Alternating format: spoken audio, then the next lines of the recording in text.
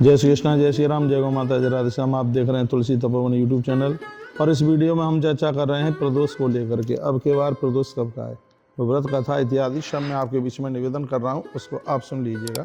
तो अब के बार जो प्रदोष है तो वह है 15 सितंबर को है, यानी रविवार के दिन है, रविवार के दिन में है। तो इस प्रदोष के टाइमिंग्स और मुहूर्त भी मैं आपको निवेदन करूँगा, वो आप सुन लीजिएगा।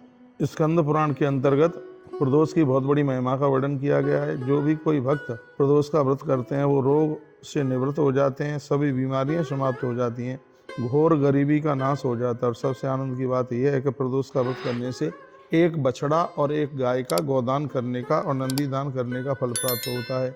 ये इतनी बड़ी महिमा है। रवि प्रदोष दुश्मन के द्वारा भी सम्मान करा देता है, जहाँ पर बेरोजगारी बिल्कुल समाप्त हो जाती है। रवि प्रदोष की इतनी बड़ी महिमा है। मैंने पूर्व में भी बुलाया प्रदोष के बारे में। सोमवार का प्रदोष इष्ट दर्शन करा देता है, मंगलवार का प्रदोष ऋण मुक्त कर देता है, बुधवार का प्रदोष माता पिता का परम भक्त बना देता है, गुरुवार का प्रदोष विद्वान बना देता है, शुक्रवार का प्रदोष धनवान बना देता है, शनिवार का प्रदोष है वंश वृद्धि नहीं रुकने देता। यह इतनी बड़ी महिमा इस प्रदोष व्रत की है। इसलिए साधक को चाहिए, यदि वो प्रदोष का व्रत करेगा और मंगलवार को प्रदोष यदि पड़ता है तो जन्म पत्री में मंगल दोष है वो भी एकदम बिल्कुल न्यून हो जाएगा। इतनी बड़ी महिमा प्रदोष की है।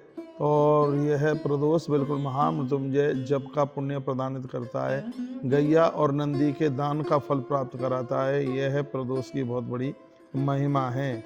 मैंने पूर्व में भी कई बार प्रदोष व्रत की कथाएं आपको सुनाई हैं। कोई व्यक्ति अपनी ससुराल गया और उस दिन बुधवार था, वह अपनी पत्नी को लाने के लिए जिद कर रहा था। ससुराल के लोगों ने कहा कि हमारे यहाँ बुधवार को बेटी को विदा नहीं करते, बेटा तू रुक जा, कल लेके चला जाना। वह बिल्कुल भी माना नहीं और जबरदस्ती से बुधवार के दिन अपनी पत्नी को लेके आया। एक वृक्ष के नीचे वह बैठे हुए थे, इतने में एक सांप निकल करके आया और उसने दंशन कर लिया और उसी समय उस जवान बच्चे की मृत्यु हो गई। उसकी पत्नी बहुत जोर जोर से रोने लगी, डगराने लगी, आत्महत्या करने को तैयार हुई। उसी समय महात्मा जैगी सभ्य वहां पर चल करके आए। उन्होंने पूछा, बेटा क्या हुआ है? तो उसने कहा, ऐसे ऐसे सांप के डसने से मेरे पति की मृत्यु हो गई है, मैं जिंदा नहीं रहना चाहती। तब उस महात्मा ने कहा कि बेटा तेरे पति की मृत्यु हुई है, मेरे पास में एक ऐसा उपाय है जिसको करने से तेरे पति के प्राण वापस आ जाएंगे। महात्मा जैगी सभ्य ने उपाय बताया। कहा, बेटा ऐसे ऐसे तू प्रदोष का व्रत कर और मैं पूजा कराऊंगा। महात्मा जी ने पूजा पाठ कराया और उस बेटी ने वह व्रत किया और प्रदोष के व्रत के प्रभाव से उसका मृत पति है वो जीवित हो गया। बोलिए शंकर भगवान की जय।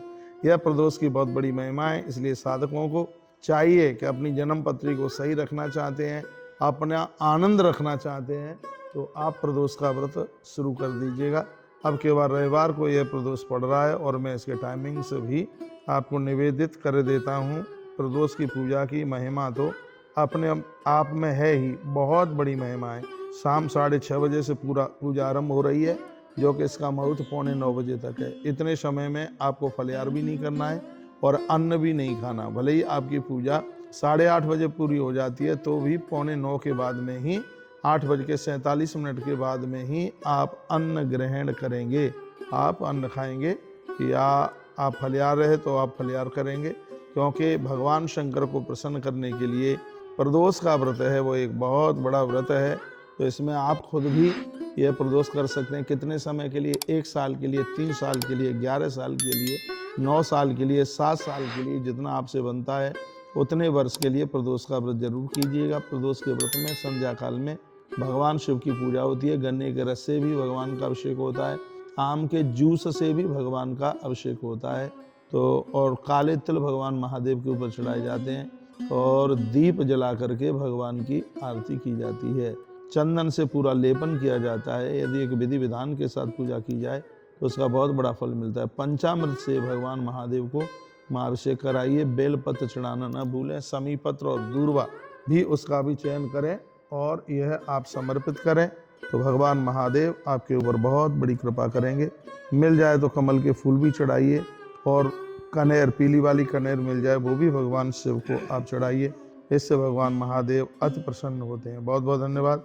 ऐसे हमारे साथ जुड़े रहिए, नई नई अपडेट प्राप्त करते रहिएगा। और ये 15 तारीख को जो प्रदोष है 15 सितंबर को, उसकी बहुत बहुत मंगलमय बधाई, बहुत बहुत शुभकामनाएं। गणेश दिनों में, भगवान गणेश जी के पूजा के दिनों में ये आपको प्रदोष का व्रत करने का सौभाग्य प्राप्त हो रहा है, इसलिए भाद्रपद में इसकी महिमा भी अपने आप में बहुत विलक्षण है। अगला प्रदोष कब पड़ेगा वो अगली वीडियो में हम बताएंगे।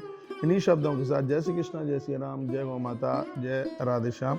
अपना ध्यान रखिए। अगली वीडियो में हम फिर मिलते हैं कि गणेश जी के विसर्जन का समय कब का है, अनंत चतुर्दशी कब की है, गणेश विसर्जन कब करें, अगली वीडियो में आप जरूर सुनिए। इन्हीं शब्दों के साथ आप सभी को हर हर महादेव, घर घर महादेव।